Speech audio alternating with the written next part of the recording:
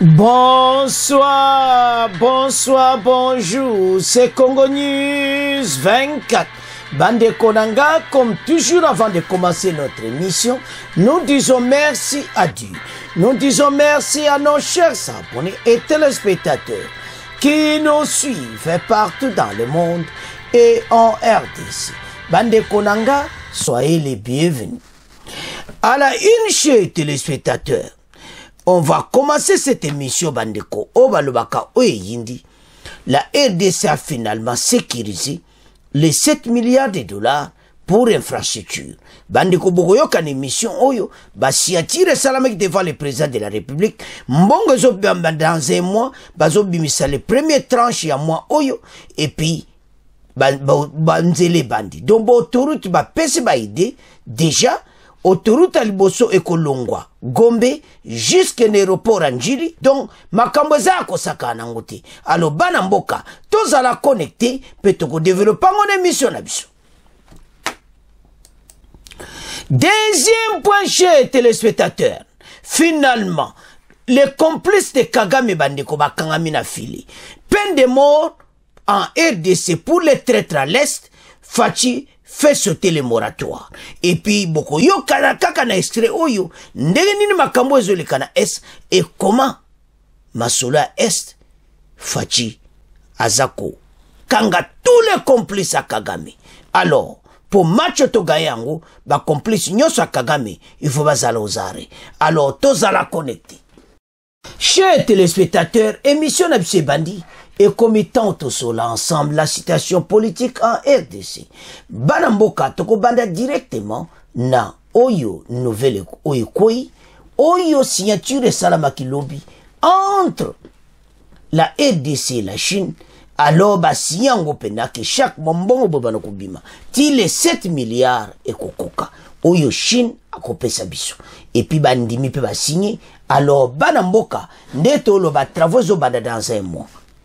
Bazo premier versement dans un mois, balobi bako bano autoroute à Liboso, oyo kolongwa bandeko côté à Gombe, jusqu'à l'aéroport Anjili, wane ko lekana se ama, donc oyo kakosaka na ngote, côté à Bakinga, boado yoko passe ba côté wana, tina Anjili. Donc makambo za minene. Boko yoka, l'émission, tokotie la bino. Yango tozolo bake mboka, et ça ko change. Balobi pena ke il faut connexion. Donc, les 7 milliards, ils allaient impliquer uniquement na kobongisa infrastructure na mboka na biso. Principalement, ben, il y a autoroute na RDC. Tout ça, un problème à transport. So, talibé intérieur à mboka. Ah, non. Batu baza ko souffre na ndenge moka ko sakanati. Mais, nouvelle quoi. Tout le deuxième mandat, makambozo ya kana faveur à Fachi. Vous savez, alors, baga ko ça sur l'erreur du passé. Tout ça, on a deuxième point. La peine de mort. Et puis, comment bata Kagame baza coopérer pour na couper ça, batu ba mbongo. Comment ndeni rundi kweyaki, ba secret bimi. Alors, bande kotato otala makambo ezo senga ba Congolais balamuka. Pourquoi? Parce que pays oyo, ba konzi, bazolinga ba bongsa mboka. Pays ezalaki tellement détruit, on a trouvé ce pays dans un gouffre. Pona kobimisa yango na kati ya libulu wana ezosenga ba gymnastique, ezosenga patience, ezosenga bakonzi bazala serré, basala vraiment mosala de trop serré, kosala mosala kitoko pona mboka oyo ke liboso. Quand cet accord est signé, même les balobaka ebele bandimaki te. Alingete a fait un grand boulot. Donc, baza parmi bateau bakozwa na ibiti. So salaire ne bo matsa combien muta ko discuter na Congo azati. Aso jelepso ba mbongo pla ba miyibe mena ba miyibe wana nyonso pe moratoire. Ba longoli. Soko détruit penamboka okozwa peine de mort. Tous les koulou na peine de mort. Makamboze bele wakatsateka bata est. Kaba soldati. Makamboza minena. Mais tozo ya na po. Alors, ce qu'on voit que zoke na malembe bazo bongsa mboka. Banzela kutu so tali depuis l'état colonial. Totika la sima. so talme ba pays mosusu wana otali mpena banzela na bango ota bagana bakenya le mota banzela lobi biso sala eloko te faute ya nani ya bato basalaki Mobutu pendant Mobutu asa mwa muke muke mais mboke kufaki penza pendant les 20 ans nebi ke bandeko belé o bazaki na pouvoir ba o sepela te mais pendant 20 ans ba obsessionnés ba 5 chantiers ba salaki banzelo ba salaki wapian ezaki faute pe ezaya bato bazai ko gérer tala bon mon lera expesa Kabila a même mokumba me bato bazalaki na yi c'était des professeurs mais ba quoi pe ko sala makam donnons un exemple au moins 7 milliards na l'Erwana bon comprendre qu'à 7 milliards l'école messa donc ministre déjà finance a bani ba boule na l'Erwana 20 ans passé babandi déjà donc on a que 7 milliards et les cas na un projet salamité na ne samil kamo ya vérité bon mon ba projet be tora RDC ex-président Kabila zaki autour na ya zaki na batamayeli batanga des professeurs des docteurs problème zaki na bango zali kambali konda osomona donc ndenge balaro ka neto mwa ka 7 milliards kaka donc lobi kaka donc ekabwani donc kaka les Chinois ont versé 300 millions déjà oya benibo benibo bon babare mwa nzela mo babongisi na mwa nzela mo bwale lare lekani mboke zo dinda c'est ça où mokoza mboka sana tâche moko difficile et il a pris des décisions beaucoup yoka comment banzele ko bana parce que comment se fait-il route où batwaza ko tili chafa aéroport anjili ka kolonga centre vitine aéroport mutu zo vole fa longa soki lerni soki le matin pour arrêter volter so longa ne ba 14h tu peux exemple ozaba kota bandal 14h mais 15h betro la bandal o raté avion trafic mboke koza abwiti alors c'est pour cela que mena ba banana nzela wana boko yoka que nzela wana déjà dans un mois masolo bandi donc so ba lui qui salo me banda mbongo monani 7 milliards donc banzela ko sakana ngote na RDC totanga oh là là la RDC a finalement sécurisé les 7 milliards alors sokozo tala bandeko alingete asali pena boulot donc il faut pena to commissaire parce que boulot aboye donc ça du plaisir après avoir travaillé maintenant mbongo monani alingeta kuti batu oyo basakana mbongo mboka abane kolandela bango moko moko ake atali dossier asikomina vandela ngotiti albino dossier makambo ezawa donc aza très intelligent lingeti bande kotala eza facile te koya ko bimisela biso balara boyi soki na RDC tozana balingeta boye mboke bongi tala ndenge sikoyo alingeta yeli biso 7 milliards donc on kutu bozaki na espoir ti Fachina ibite nde akumisaki alingete parce que o babenga angoyo kaka suka na makamasolo kitoko. Félix Tshisekedi a présidé ce jeudi la cérémonie de rectification du 5e avenant au contrat minier entre la RDC et le groupement des entreprises chinoises GEC. Initialement signé en avril 2008, cette révision majeure vise à rééquilibrer les termes de ces partenariats stratégiques, les transformant ainsi à une collaboration jugée par la partie congolaise mutuellement avantageuse. Lors de la cérémonie, il a été annoncé une augmentation significative de l'investissement dans les infrastructures, les montants passés de 3,2 à 7 milliards de dollars américains. Cette révision permettait la construction d'environ 5000 km de routes à travers les pays, a souligné Alexis Guizaro, ministre d'État en charge des infrastructures et travaux publics, mettant en avant l'impact considérable de cet accord sur le développement national. Par ailleurs, cet amendement marque une étape importante en garantissant à la RDC une participation de 40% dans le capital des hydros de Boussanga contre 60% pour les GEC, les GECAMINE, et renforçant ainsi les intérêts, je ne m'excuse pas, j'ai quand même les GEC, et les intérêts nationaux de ces partenariats. Ce contrat révisé intervient après que le président Tshisekedi a exprimé en 2023 ses réserves quant à l'équité de l'accord original qui accordait à la Chine l'accès à l'important gisement de cobalt et de cuivre en RDC, en contrepartie la réalisation des infrastructures. Signé accord na Kabila, mais Banzele Salamate, mais avec Fachi, Masole Monani. Tokumisa Mokonza Mboka, pona musalaba ko sala epi na ndenge apesi confiance na lingete Masolo Kitoko. Et maintenant, ministre infrastructure sala biso Masolo. Tozana besoin Banzele Salama, tomona Masolo Kitoko. Alors, tolanda confirmation, tolanda pe ba ideo bazanango, bongo to avance.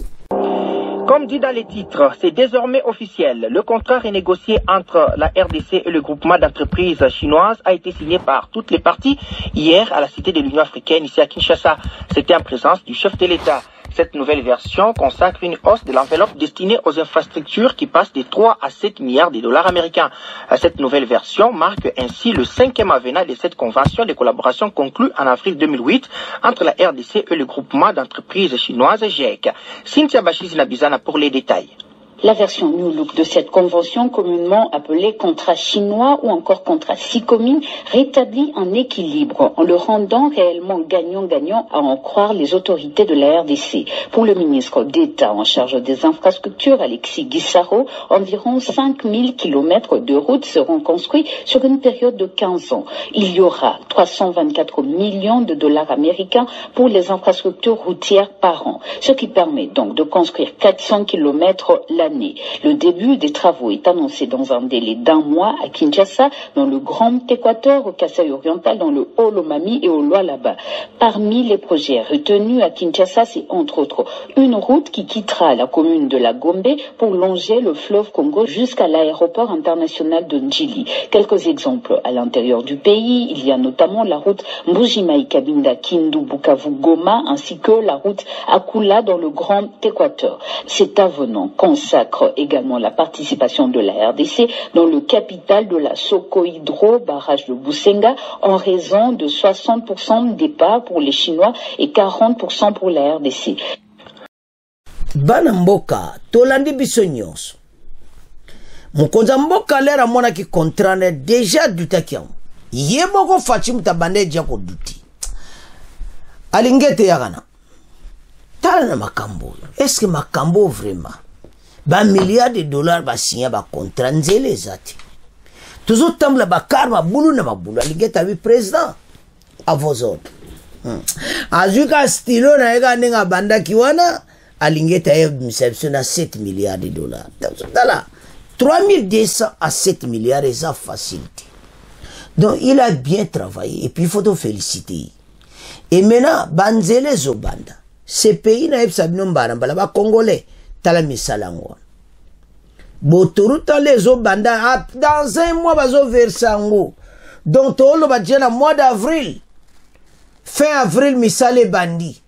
Donc na fin de l'année otokomona ja botoruta sikana RDC oyo tomona te bande zo kende directement tin aéroport. Ba chinois bazana kata masolo. Ba moni penaki en tout cas basala ki erreur et mena babana musala. Alors travaux publics ba payer ba société belé côté na masolo wana mais le logo c'est importé zambongo le kola 7000 ba sécuriser on ba signer so jabo signer si limbongo Chine comme verser chaque année so combien de millions ba bande ba boulot tout mona musale salama batu ba sepela et puis bino ba tobo yiba kambongo bokeba moratoire balongoli baoki ezate ka basoda bino tu peine de mort. Bateau ba détruire mboka peine de mort, peine capitale. Donc makambo kombena ko 50 mboka na biso fait comme bongo. Balo bana bakuluna. Balo bin tous ces gens ba liste ministre de justice a liste nyonso. Match za mbuto zo na 2e point. Donc Rwanda za ya koningana pour le moment. Bateau tout basala ba cop bazo bunga na est. Peine de mort, peine de mort, bandit. Donc, est wane kokoma pena kokauka. Mais total ma solonde, toujours y a la 2e pour Bokolandango. Alors, maintenant, mbongo yondege monani, yako iba. Balongoli moratoire, yako iba, oko kende directement oyo kakababomio. Parce que talbotanan, mutayibe bela mbongo, kene a détruit le pays totalement. Batie na prison après biminae mbongo wana osana. Alors batie baka moko spécial baka opena oyo mpena oyo kapena muta détruire pena mboka mutoni fadjo peine il faut pas mona makamu na ye. Alors bana mboka soki tozonga na dossier mena banzela baso bongisa banzela congolais nyonso banzele yate botala bene élection ya ba gouverneur na Kinshasa da makambo zo changer batulokola ne bangobila balaki bakozali soute ne sibina na avance que mutazo koma gouverneur akozala mutayi DPS bana kin bazo voter à 100% mutayi DPS azala gouverneur ya ville à Kinshasa yo ya komeka et puis ba FC bango déjà muta osala cop ba okangae. Alors, Kinshasa on a ba place zo comme salité kalate bokomona.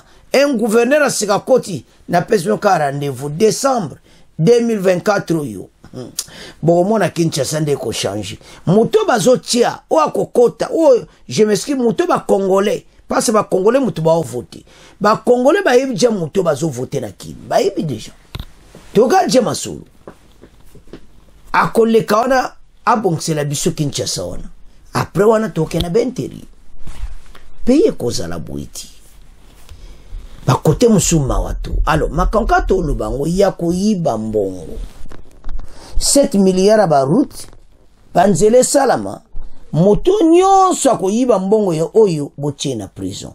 Alors bana mboka. C'est à ce point tokumotika premier point. Tokumoke na 2e point. Oye bomi mboka. Bata Kagame en danger. Avançons. Bandeko, situation à l'est, ezo pesa pasi na ndenga kosakanate. Alors, Mokozamboka a dû ba décision. Ba décision ya zui, eza toko banka na ngombala mo après toko ya na makambo ezo leka na est. La peine de mort. La peine de mort maintenant balongoli moratoire. Et belé bazaye ko sala mabe na est ba yebi kaka na okende prison ou bien mbongo wana ta na ko bimana. Donc ozoyoka ba $50,000 bazo promettre. Bazo promettre batone bela ba mbongo. Shiko Chitambwe ye moko témoin. Abiki penana liwa. Jusqu'à ce que il a été évacué. Ba colonel wana nyonso baza ozare. O trahison o esalamaki. Esama kama osakana te metozo ya na pona. Meto bana na peine de mort. Mboka oyo ba miyibi. Oyo ba o détruire mboka. Na esa RDC Bata Kagame ba vanda oyo kaka bazana kati ya arme. Mosusu azane pa ezate kibolo baka aza Rwandi. Mais azane Congolais azo sala ba affaire. Donc il faut balayer tous les colonels na est et belé ba okufa kutu. Ba musokunde basiba yoki na bango. Pas peine de mort examiné en application. soki bazio ozo kende baza ko boma yo faut kufa. Alors bamusu déjà makamuka ko de leka comment ba congolais to batuna ki en comment faire des ba stratégie moko zo simba comprendre ti au retrait stratégique au retrait.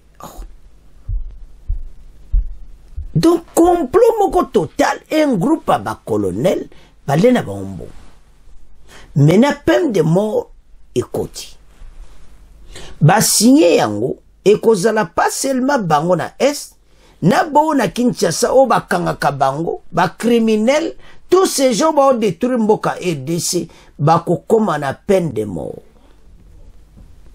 Yalo boko yoka ba média ndenge lobi makambo do partout on en parle. Parce que ces pays cause un soubuiti. Congolais ko continuer le soubuiti. Ko souffrir na ba action bo ko samashuti. Ezo senga mena biso nyosto comprendre makambo oyo. Chers téléspectateurs, bato taba sala mabe ba yika ka okene prison akobima azumbongo na ye. Renseignement militaire ba travail ba yiko mona pena que oui, les pays est trahi à l'est. Peine de mort bimi pona makambo wana toza ngeye. Fallait ezonga. Mena ba ministre justice asiyango na makambo nyonso mabe na mboka. Peine de mort. Et maintenant, les hommes de Kagame baza luka place ko batama.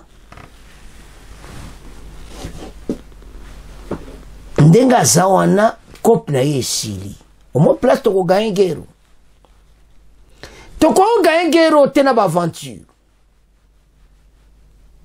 Ennemi azakoko. Balobi bien que ils ont même laissé.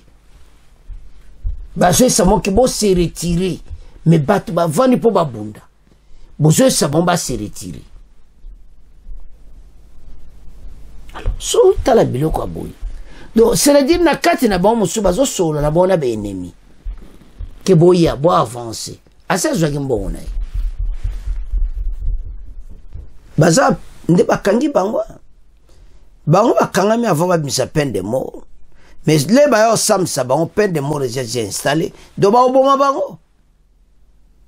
Makambo za minene. Ebele bazo leka kalati.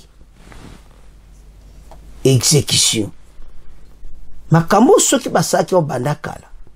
Mutu passe ba congolais ba leli mingi. So tali ba commentaire na be mission tu eleki. Okomona comment congolais nyoso za besoin d'installer la peine de mort à cause de ce qui se passe surtout à l'est. Ça me fait mal. Ça fait tout le monde. Dozo kapena oka ah non ba abonné na biso. Yana sepela na bino troboza danse. Ba abonné moko donc ceux qui bazo pesa ba commenter au tali na si gouvernement fa tsoka ba décision. Parce que ces gens des intellectuels on a zomona qui écrivent ici. Ozo kaba momoko donc ça touche. En français ça touche. Il explique la situation. Na boba zolo baba komana lingala so tali ninga lobi olobi eh ba yebi bango baba na makambo kala gero atoko ganya ngote soki batona ba soki peine de mort ekotité boti a peine de mort yango totanga o baloba kesi yindi après tokoya na shiko na makambo zoleka na est. Peine de mort en RDC pour les traîtres à l'est. Fachi fait sauter les moratoires.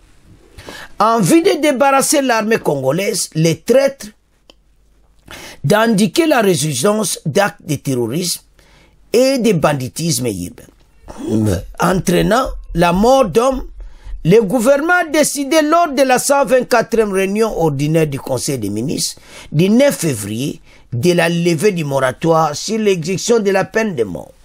Cette décision est contenue dans les notes circulaires de la ministre de la Justice, Rose Mutombo, adressée au président de la Cour constitutionnelle, au premier président de la Cour de cassation, au procureur général près de la Cour de cassation, au président de la Haute Cour militaire et auditeur général de FARDC.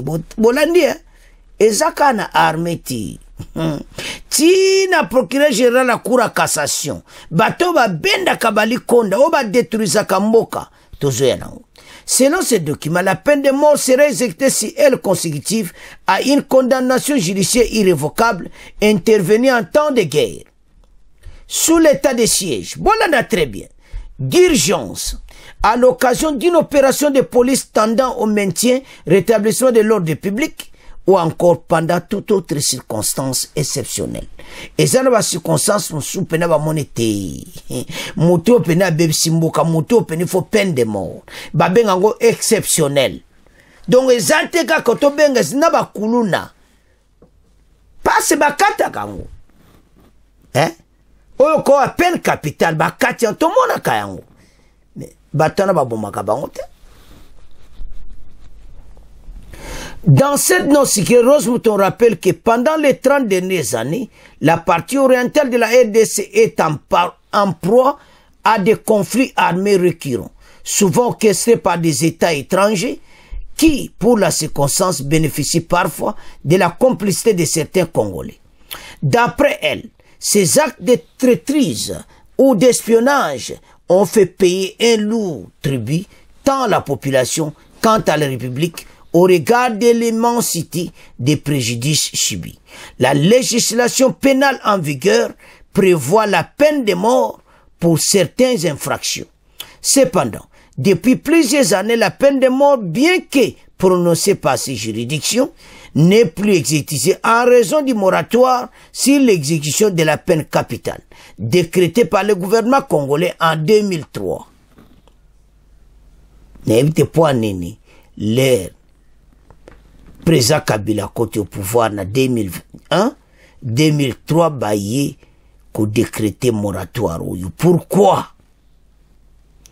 Pour la patronne de la justice congolaise, ce moratoire était aux yeux de tous les infracteurs commis comme un gage à l'impunité, car même lorsqu'ils ont été condamnés de manière irrévocable à la peine capitale, ils étaient assurés que cette peine ne serait jamais exécutée à leur endroit.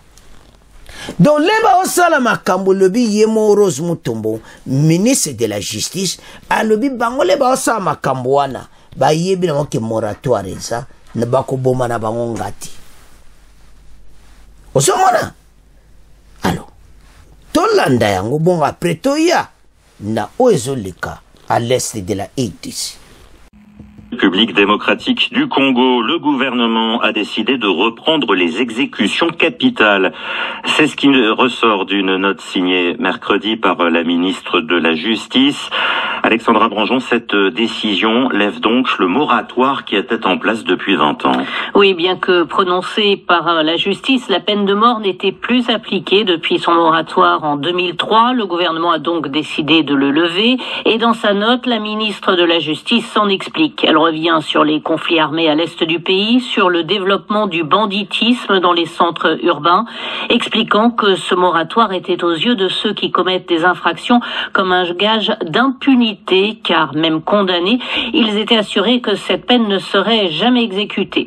Les actes de traîtrise ou d'espionnage ont fait payer un lourd tribut tant à la population qu'à la République, écrit-elle, ajoutant que le rétablissement des exécutions vise à débarrasser l'armée des traîtres, endiguer la recrudescence d'actes de terrorisme et de banditisme urbain entraînant mort d'homme. Alors cette peine capitale sera exécutée en cas de condamnation irrévocable, intervenue en temps de guerre, sous l'état de siège ou d'urgence ou à l'occasion d'opérations de police, écrit la note, ce qui englobe quasiment tous les cas de condamnation à la peine capitale. À noter que cette peine de mort est régulièrement prononcée en RDC par des tribunaux militaires pour trahison ainsi que des tribunaux civils pour association de malfaiteurs. À toutes et à tous, bonjour. Justice pour commencer. Désormais, toute personne condamnée à la peine de mort sera exécutée.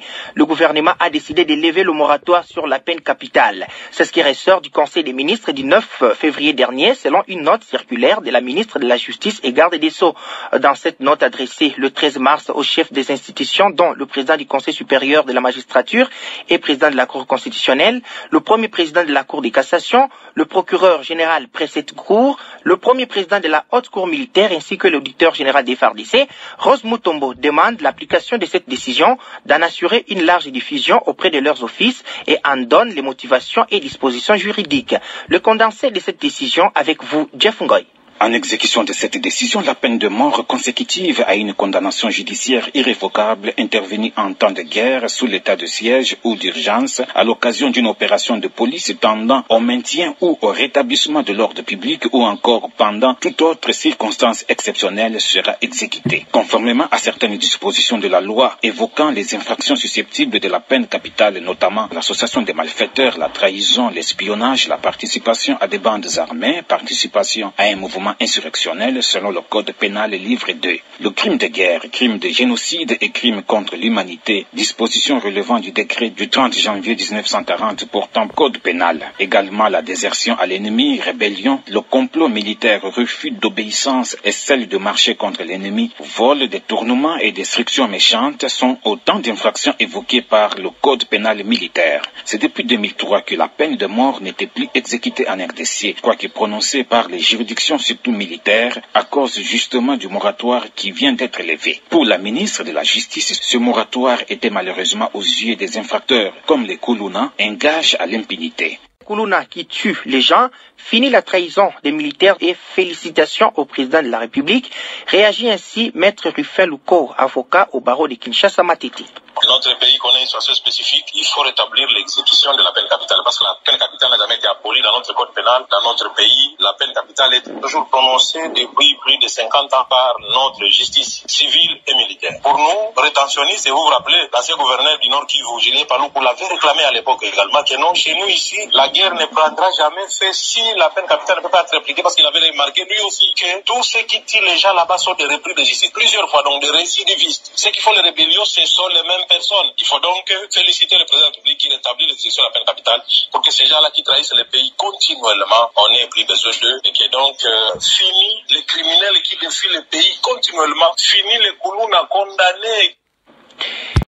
Voilà. Il fallait moratoire balongola. On a bien lu ensemble, c'est-à-dire batebele bazo kate la bango peine capitale. Tout ça comme on a. Le pena peine capitale ne de ba mwanga susu. Batebele ba kate la bato ba une assurance et te ba kobomanga te parce que moratoire ezali. Et maintenant à partir de maintenant, moto ba ko condamner. Ba ko exécuter. Oh kufa. Donc makambo il fallait bandakala. Bazo sala makama bena SAEDC bayeba kiki moratoire eza. Soko talibien ce sont des colonels de guerre. Bo bazar en front, batouana nyonso. Et puis na kati ya mboka, bato nyonso wana bakulune et tout ce monde là. Le kuluna ezaka bakuluna oyo te le kuluna en cravate. Bayebi bino. Oza lié na besoyena minduki bayeba koti na ndaka mutu. Babomi mutu. Peine capitale, peine de mort. On est na Kinshasa ko ba koti muta minduki ba bomi batu. On a tout ba yibi loko, peine de mort. Alors, en tout ça, impunité, comment qui donc, n'a évité pourquoi na 2003 bat. Bandeko, son atali nombre batu ba kofi. If so peine ezalaki, makama ningezalata. Au moins le président de la République a bino que les erreurs du passé et qu'on salamati. Ce qui bino peuple bolo bali kambwana landi a kosale la yango. Bon moni ndenge salami. L'heure est grave. To landi biso nyonso wana makambu ya peine de mort. Ba expliquer yango. Que la situation est comment qui difficile na mboka, surtout la guerre à l'est. Bato bazo des milliards de dollars. Bambongo pena donc des milliers de dollars, je m'excuse. 50 000 $, 100 000 $ et pas présent Rwandi. Ba pesa mo bambongo kapo ba CD est one. Donc bazo salangana soni na mawa.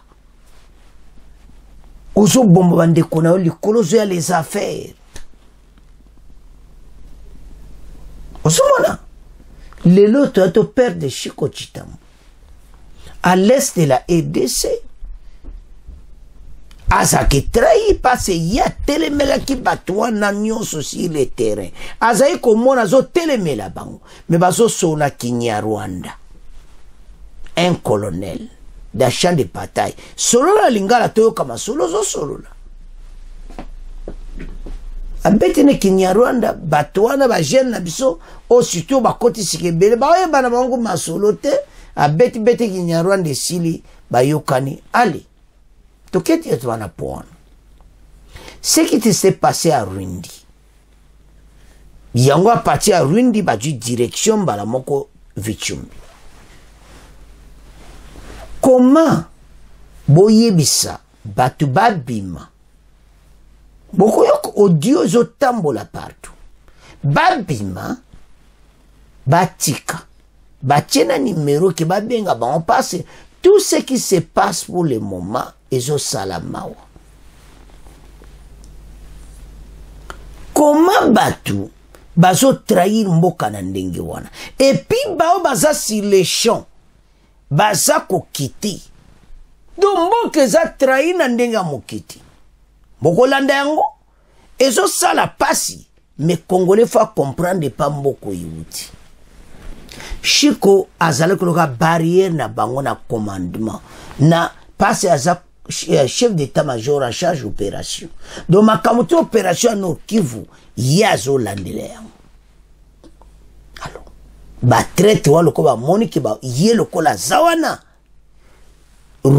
bango armée rwandaise jamais ba ko réussir na reste ba mona qu'il fallait ko sala emabe mais quelque part boso bosana nzamba zali akoki jamais il y a quelques oba mususu va comprendre Chiko a échappé alors ce qui boso mona biloko yo ba bo comprendre que comment oyo bozo ka pena ki bobima botika ennemi kutu bona 12h recepte ba bima ennemi ay kokota na 17h do basala bo opération na bango ya bengani bino ya ke wana sale ba kobne silale ay ko landa bino baza ko expliquer ngona 12h o esbo kite bino nyoso rundi bobima ennemi ya continue bazo kota très sérieux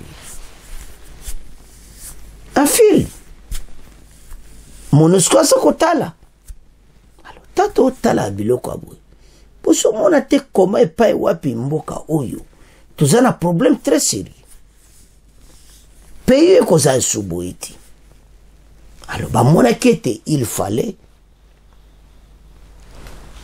batwana nyonso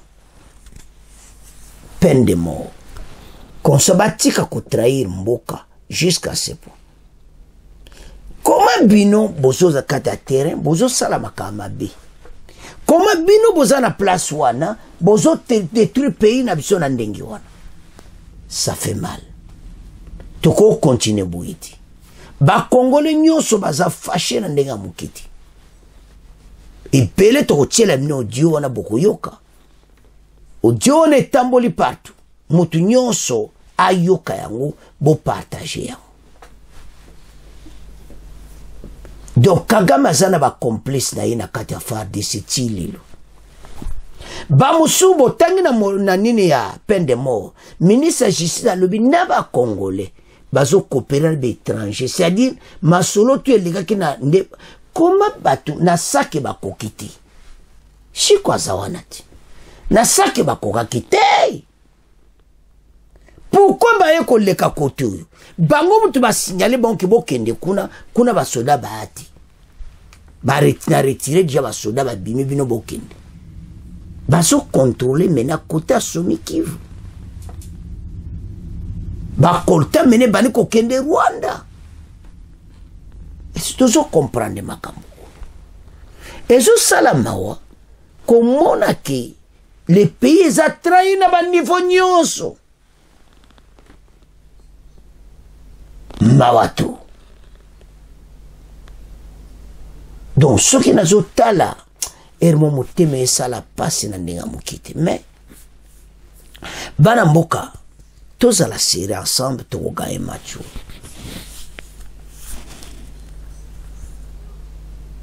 tolanda yango makambo ezoleka na est ndenge nini basoda na biso bacolonel ya toyesa bino ke chaîne à commandement bazwaki mbongo ya Kagame bayebisa ye bato batika rwindi wana donc bato bazokota sa bitumba o trahison bango ande bata peine de mort bandeko yosala passe de bomona shiko so lelo mibeko ekwe mbangu bana fatia tina kata terrain bana bazana makila ya mokonzi ya mboka oyoka penaki oyoka makambango connexion passe bemba lobaki yango alobi faut bo installer la peine de mort en guerre contre les traîtres dans l'armée, les terroristes et les Koulouna. Tshisekedi fait sauter le moratoire sur la peine de mort. Dans un circulaire du ministre de la Justice, a motivé cette décision du gouvernement par les soucis, puis sévèrement les traîtres au sein de l'armée, ainsi que les terroristes et les Koulouna, auteurs de maîtres. Voilà, vous avez exprimé ma journaux, ya Kinshasa, paru ce matin. Alors, maintenant, ils ont signé, et circulaire est embolé déjà, Chikobo Monawana, n'a soyez batté. Ba général Oignon soit commandant opération. Bozoye ba makambo wana te. Comment batu ba quitter bongo?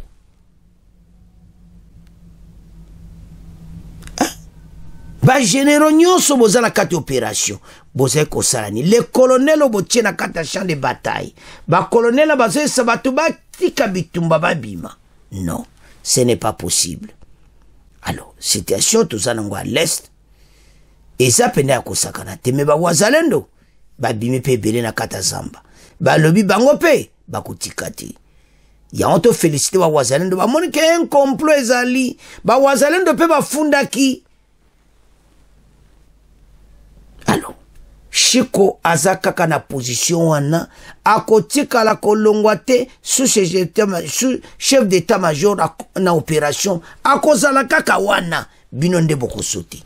Alors, tola na audio oyo ya trahison parce Kagame azopesa ba $50,000 et bela bambongo na ba colonel o bazana front comme ça batika ye ya kota abotola ba territoire nyonso tolanda qui est actuellement la tour qui reste entre les mains de Wazalendo.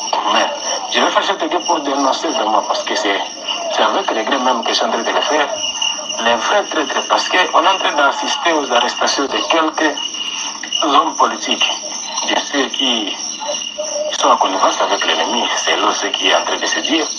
Mais les vrais traîtres les plus dangereux sont les commandants qui sont en train de faire les opérations, de commander les opérations et pas en connivence avec l'ennemi. Et pour être clair, je vais parler de ce qui s'est passé hier et aujourd'hui aux lignes de front dans l'axe nord, Rwindi, Binza, parce que c'est là que nous sommes. Hier, c'était vers 12h20, nous étions à Kisegour avec les commandants phares de ceux qui étaient au front, les deux majors dont je vais cacher les noms. Et nous, notre mouvement et ces deux majors, on se disait qu'on doit attaquer Kinyandoni. Pourquoi? Parce que on a appris que les éléments qui sont à Kinyandoni, les éléments centraux qui sont à Kinyandoni, une grande partie est partie vers Rwindi pour prendre la direction du 17e kilomètre, l'axe de Tchombi. Et moi, je te dis que non, comme l'opération est en train de se faire à l'axe Rwindi, nous devons attaquer alors Kinyandoni pour que ces gens qui sont partis devant retournent pour appuyer l'air et ça va créer une psychose au CDN 23 et peut-être on va gagner quelques terrains. Pendant qu'on était en train de planifier, on a eu l'appel venant de Rwindi parce que c'est Rwindi qui commande cet axe. Venant de Rwindi, du colonel Bakulu. Le colonel Bakulu était la seconde du colonel Écosse, parce que le colonel Écosse était vers Kikuku, en train de combattre, mais bien sûr il faisait aussi le repli. Mais le colonel Bakulu était à Rwindi. Lui, il était là. en train de commander, bien sûr, parce que le général Chico, au lieu d'être à Rundi, lui était à Kirumba. Alors, quand on pensait qu'on doit progresser, on a eu l'appel qui nous a tous surpris, appelant le major FARDC qui était là, qu'ils doivent décrocher immédiatement et quitter de tout Binza. Parce que si Rundi tombe, parce que c'est là son appel, c'était Lingala. Bobi Manoki, Bobi Makuna, Bobi décrocher de nous tout. Qui cherche à bola, Bobo comme na vichumbi, Bokatisa, Laki, Bokane na vichumbi te, parce que là, fallait pas aller na Nakakoma. Bokane na Nakakoma, Bokane na vichumbi te, Bokane na Axe et Kevinyonge, parce que Rundi va bientôt tomber. C'est lui qui était à Rundi, bien sûr, c'était à 12h20. Rundi va tomber, alors, quitter là-bas. Ah, j'étais tous surpris, mais nous sommes en train de préparer la sorte au bout de replier. Et puis, il faut voir l'ennemi est à quelques kilomètres avec nous, là on était. On dit de replier jusqu'à plus de 45 kilomètres. Parce que c'est Narakoma. C'est à plus de 45 kilomètres de là on était. Mais aussi, ils doivent traverser le lac Edouard pour aller dans le Lubero Sud. Bon, nous avons dit, ok. Nous-mêmes alors, au compte de notre mouvement, nous avons appelé le colonel Bakulu.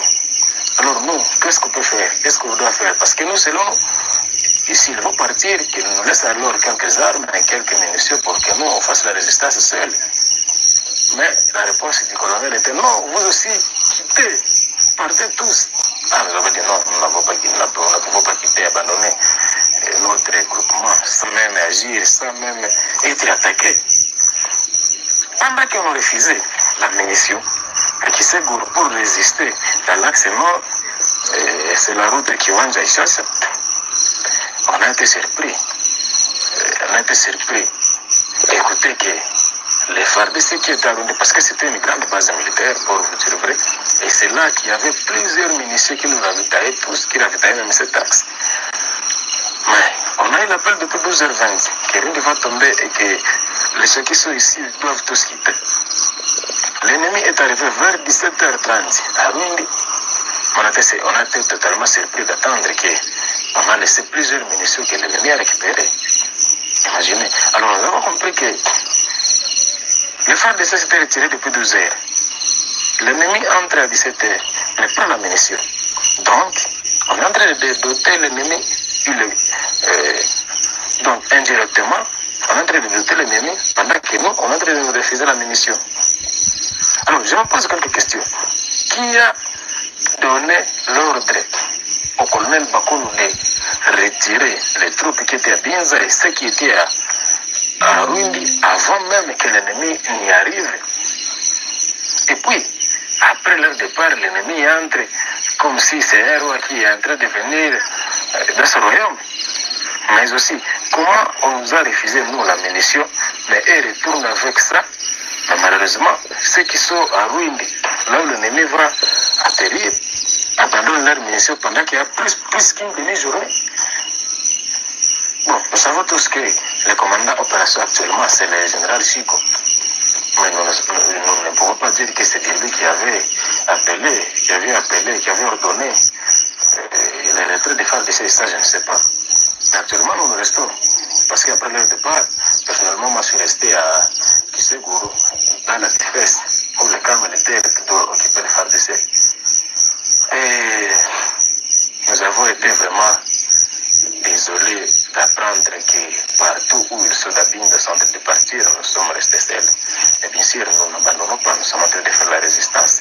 Et c'est là que nous demandons aux Congolais qui pensent qu'ils peuvent appuyer la résistance de nous contacter parce que nous sommes seuls. Les quelques groupes, par exemple le FPP Bar AP du général Kabido, qui était aussi à Binza, vient de quitter. Bien sûr, parce que nous savons que ce mouvement travaille avec l'ennemi, mais malheureusement, c'est le mouvement-là qui est proche des autorités militaires qui commandent cet axe. Vous voyez?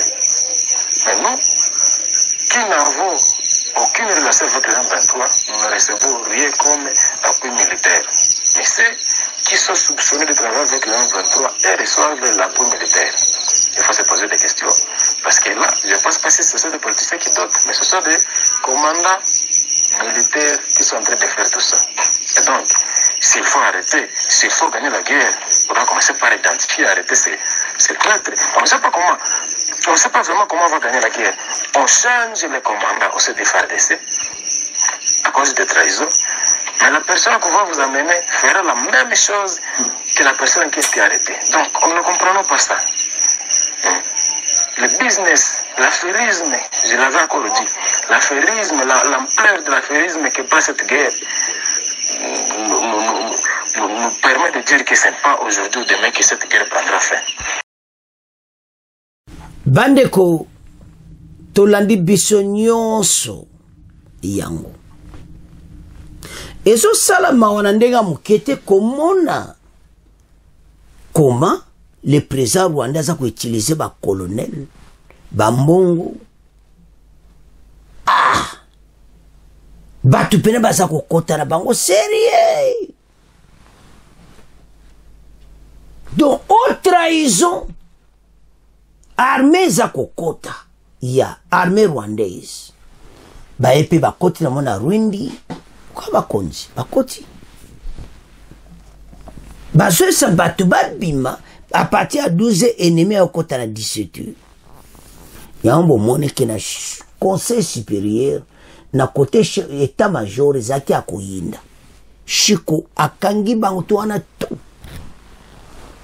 Sans arrêt. Yango shiko akozala kaka wana. Akovane na kin me poste wane kokine. Po azala ikuna umeli. Ayebi tout ce qui se passe. Tous ces abattoirs à nyons. Au monde EASA wa bazala ki abakoki shiko. Shiko kana bango. Masolo kana bango. Makamu kana bango. Au monde bakoka ki. EASA sanini akangi ba bagage aki. Shiko a tout dit. Ayebi tout ce qui se passe. Parce qu'il y a ça sujet d'état-major na service opération. Si koboya koyebisa biso bozo mona teke Rwanda ba koti partout. Ndebo lando dio ça no pas idée. Wana ba bimie ba pese ngo anonyma. Baza kuna. Bazo loba yango ba pese na numéro ya téléphone. Ba benga bango. Bango ba yebi nyonso ba fundi. Et puis ma kamazo lobeza vérité pour ba soda tout ba yebi. Ah boye sa armée mo mozala ki wana Rundi ba yebi na bango. Nansi ba jeune na Goma. Ba jeune ba koti na armée siko bazana terrain. Ba gepard pena ba kina kolera mabe. Ba on bazana beje ba budana Kagame yozo peksa ba bundati. Bozonga sima. Quel esprit! Bon monde bosuki. Alors maintenant, bon monde que ce sont les portes de Bani Kokanga. Bon monde que président rwandais menaza kroué. Bon monde président rwandais bata coopération Bani Kosila. Ba kosila bango nyonso. Tala. Nesa bino vérité. Mokonza mboka akotia batu wana ta na bango moko occidentaux. Fatia za maili. Bako koma kwense na ndenga mokete. Omonda wakena baona makama Kagame. Bango nde bako beta mutu na miri. Fatia leki nae. Bango bako tuta na mitu na miri. Batu wana nyonso. Mokonza mboka za très sage na nyonso ezoleka na est. Boka tsete ka yebiti. Pende more salami pa moni penda ke oui tango ekoki. Yema yebaki bakop mais eloko ze ko sale pasinine. Boleno odiona. Comment ceux qui ba longoli commander opération. O mpezo wana alongwaki. Ba eba tchaki mususu na janvier. Baloubi leye pa yenga ye. Bato baloubi mais la même chose. Pete baza okosa mokonza mboka. Ke luko angana lubaka Nyarwanda. Changana zala kuna. Ale mbala moko na Kinyarwanda. Yo kanisi ke. Yazo kaba konfe. Yazo détruire mboka. Non. Ça ne peut plus se faire. Bota peut bien makaba missile sol air wana. Ezaka ba kop na bango. Passe ba bomi tellement ba Rwanda, bango ba yenda ba kola ba missile sol air wana pour être Sukhoi ba drone ebeta ka bango lisusu biloko te botala dossier wana tokoma kobombarde bango lisusu toyeba nde tokobare babiloko na bango kodétruire yango missile sol errant boluka place eza bobombarde yango bodétruire yango. Voilà ce qui se passe dans notre pays. O trahison ya moi makasi o batu baza kotala nzambe bandeko tolandi biso nyonso situation eza na biso nyonso totelemi na ese bino ke guerre est okoma na niveau mo tokangi ba porte nyonso a président Rwandi président Kagame akomi pena na problème amoni pena ke guerre oyo esili na ye ayebi apatia makambo kaka ndenge bandaki deja nde bakangi ba colonel ayebi mbala mo balongoli ye do batindi commandant opération ayeka mbamo balongoli balobi ba remplacer muso ayeka na même corps baye kotia mususi ko bako zoe musika o ayesi kwa kamikolo des semaines ngo yena Congo central mais boya liboso wana mais mawatro ils ont tout détruit. Alors boso mona tekezo sala passe audio wana eze lokomo biso sto partager et ça très important pays to continuer boiti ce pays faut kende de l'avant et puis match à est biso to gagne yango. Alors bana mboka to landi biso nyonso to yoki la haute trahison to landi ce qui se passe à l'est et comme ngana to telema biso nyonso sima FARDC bendele koyate félicitations Fachi pona peine de mort maintenant tous les abafatwa Kagame bango tout ba dusuru se kangama bango tuana peine de mort koyamba bango Kagame maele sili. C'est à ce point comment clôturer mission na biso. Bon continuer ko s'abonner massivement. Au revoir. À la prochaine.